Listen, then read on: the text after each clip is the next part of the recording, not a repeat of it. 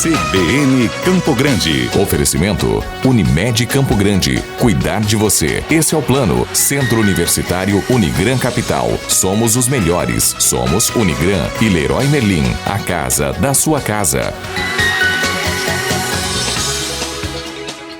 Campo Grande Política. 8h47 em Campo Grande. Como nós anunciamos, está aqui conosco o deputado estadual Marçal Filho. Deputado, obrigado por atender o convite e falar conosco. Bom dia. Bom dia, Otávio. Bom dia a você que está ouvindo a CBN. É um prazer retornar aqui. Deputado, a gente convidou o senhor para falar sobre vários temas, mas um deles diz respeito ao mês Setembro Amarelo. A gente tem visto diversas ações sendo realizadas por todo o estado e no país. É um mês que as autoridades buscam combater a questão do suicídio, automutilação.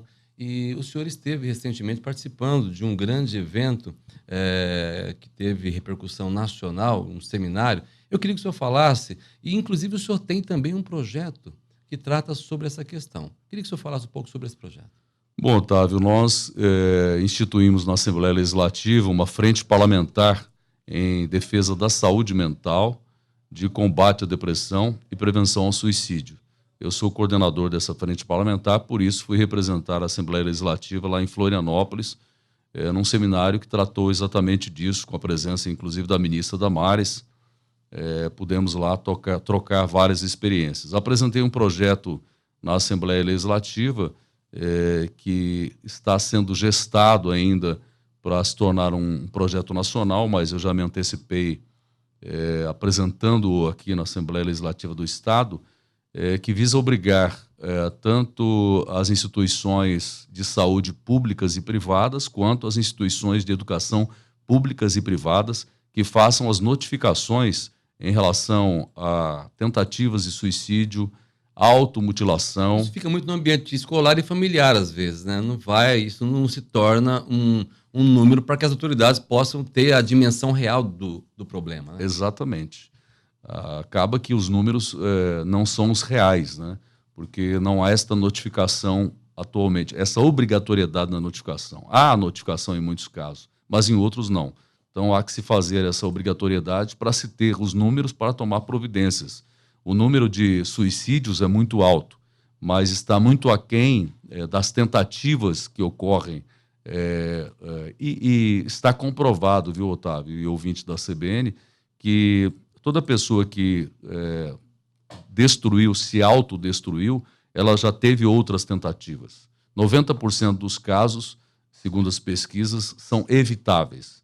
Quando a pessoa tenta uma vez, pode ter certeza que ela vai tentar novamente. Isso atinge tanto criança, quanto jovem, quanto adulto, né, deputado? Está comprovado que para um ato de um suicida, né, ele terminando com a sua própria vida, atinge diretamente pelo menos 6 pessoas, porque um filho que se mata, os pais se sentem culpados, os irmãos se sentem culpados, os colegas da escola se sentem culpados e dizem: por que nós não fizemos nada, por que nós não percebemos, eu deveria ter dado mais atenção a esta pessoa. Então é algo muito sério, muito traumático. Então essa questão que envolve suicídio, ela tem que ser muito bem cuidada, porque as motivações são evidentemente que de fundo emocional e que perpassa muitas vezes pela depressão.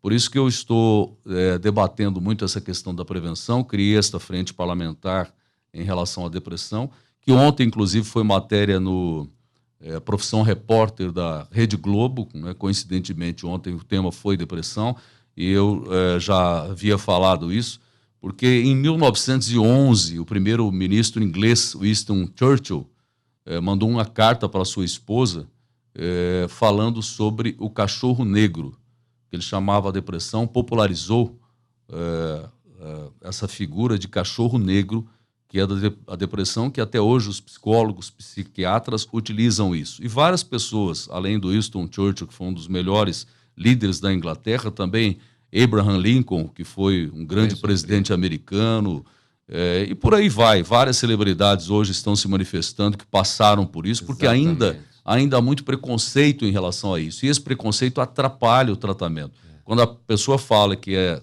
depressiva, ou que foi ao psiquiatra, ou que foi ao psicólogo, a pessoa A sociedade não compreende isso. Não entende, já fala, é doido, é louco, né? Foi no psiquiatra, é doido. Já olha a pessoa com outros olhos, não compreende, diz que é frescura, ou fala que a pessoa não tem força de vontade. E, na realidade, são substâncias químicas cerebrais que estão faltando e que, às vezes, só com medicamento. Então, isso tem algo... tratamento, né? Tem tratamento. Precisa identificar para tratar. É algo muito sério. E nessa reportagem da Globo ontem, mostrou a dificuldade que as pessoas têm de conseguir psiquiatras, psicólogos pelo SUS. Lá no Ceará, a situação é terrível. Aqui no Mato Grosso do Sul não é tão terrível assim, mas também é difícil. Nós temos os CAPs, que são Centro de Atendimento Psicossocial, mas que são poucos, né? Principalmente no interior do estado, e as pessoas muitas vezes não têm acesso a isso. Então nós temos que dar informação às pessoas a respeito de depressão, quais são os sintomas da depressão, do suicídio, quais são os sinais que a pessoa está passando, e aí ter uma fala qualificada. Porque eu, nesse seminário que participei lá em Florianópolis, aprendi uma coisa, que a gente às vezes não está preparado para dar um bom conselho, para falar para uma pessoa que ela não deve se suicidar. Porque muitas vezes você fala, você é mais forte que isso, você não pode ser fraco dessa forma, você tem que reagir. Você já deu mais um sinal ruim para a pessoa. Você está dizendo que a pessoa é fraca, então você está empurrando ela. Consolidando aquilo que ela pensa sobre ela. Exatamente. É preciso ter muito cuidado mesmo, realmente. Mas vamos continuar falando desse assunto aqui na CBN, deputado, e vamos acompanhar esse teu projeto lá também. Só que hoje eu queria falar com o senhor, tem uma grande operação policial em andamento numa reserva indígena Cajuel, ali em Porto Murtinho e Corumbá. Eu vi que o senhor também tem um projeto de lei que define o valor da multa para quem promove queimadas. O Estado de Mato Grosso do Sul ontem decretou estado de emergência ambiental e a gente vive dias terríveis, fumaça para tudo quanto é lugar, municípios atingidos, e a gente não sabe direito como é que isso é cobrado. E nem o infrator tem noção do que isso pode representar no bolso dele. O senhor está tratando sobre isso também lá na Assembleia. Exatamente. Eu casualmente voltava para Dourados, daqui de Campo Grande. Conseguiu chegar lá? Tanta queimada, né? Pois é. Aí, passando ali entre Cidrolândia e Maracaju, eu vi algo assim que me parecia cinematográfico. Eu vi pela internet, deputado. Você viu, absurdo, né? Aquilo. Absurdo. Muito uma coisa assim... Aquilo mata a pessoa. Se um camarada decide enfrentar um fogo daquele num veículo, pega fogo, mata a gente. Certeza, é um perigo danado. E eu pude fazer aquelas imagens e até para chamar a atenção do Corpo de Bombeiros da proporção gigantesca que era aquilo, e isso acabou acontecendo agora de forma reiterada. Então eu criei na Assembleia Legislativa, denominei como agosto cinza, para que tenhamos sempre em agosto... Não tem cor melhor para definir o mês de agosto, né? Cinza. E aí fui atrás e ver o que existia em relação a punir as pessoas que promovem queimadas, porque não são só essas queimadas de proporções gigantescas que incomodam, né, que causam problemas respiratórios em tempos Aquelas secos. Do vizinho ali do lado também, exatamente, né? Terreno baldio, etc. O cara faz uma fogueirinha lá e o ar fica terrível e acaba atingindo principalmente as crianças e as pessoas idosas. Eu fui verificar, existe uma lei, mas não há definição da multa, do valor da multa, e ela é totalmente desatualizada, porque ela é lá de 1980. Então eu apresentei esse projeto de lei que está tramitando na Assembleia para que a pessoa seja multada até 1.000 UFERMs. Claro que depende de uma série de fatores, da condição financeira da pessoa. Você não pode querer punir alguém com o mesmo valor da multa, alguém que faz uma fogueirinha lá no terreno baldio, ou alguém que promove uma grande queimada lá, que é um industrial, enfim, um grande empresário. Você tem que ter essa diferenciação, né? Esse equilíbrio. E a questão da reincidência também. Mas o fato é que esse projeto ele atualiza a lei e faz com que a pessoa entenda que isso é crime, que não se pode fazer isso,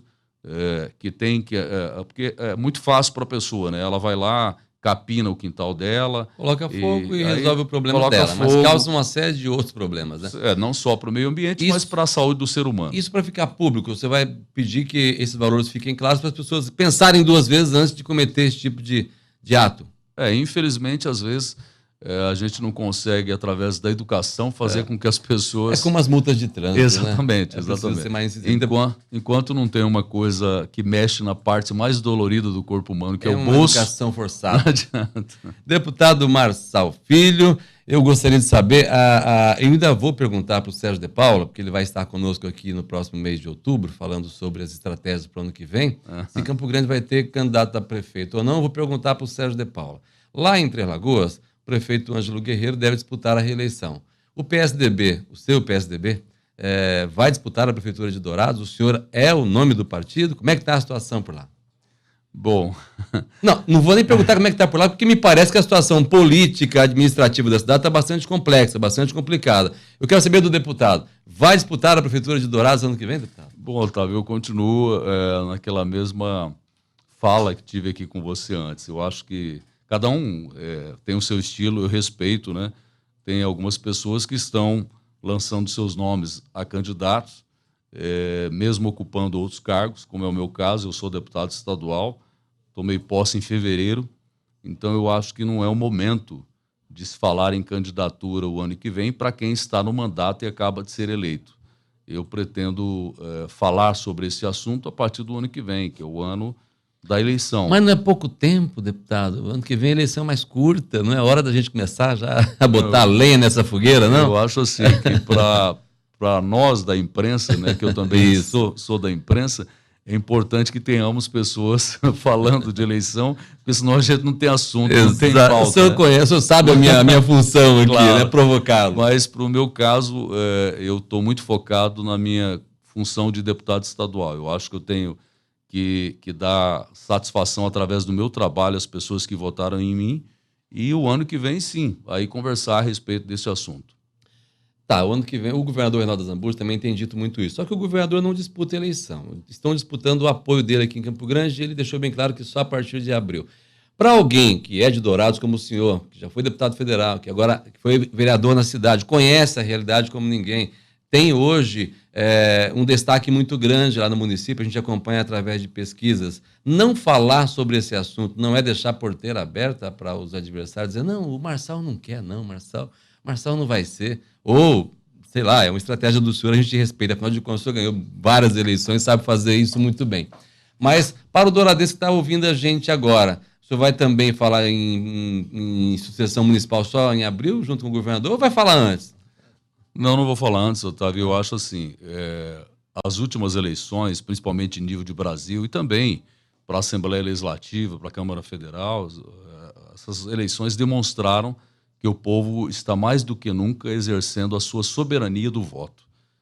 Muitas pessoas que achavam que estavam eleitas, que gastaram milhões e milhões esperando muitos votos, se decepcionaram. As pessoas estão tomando uma decisão muito delas próprias. Isso é muito bom para a política.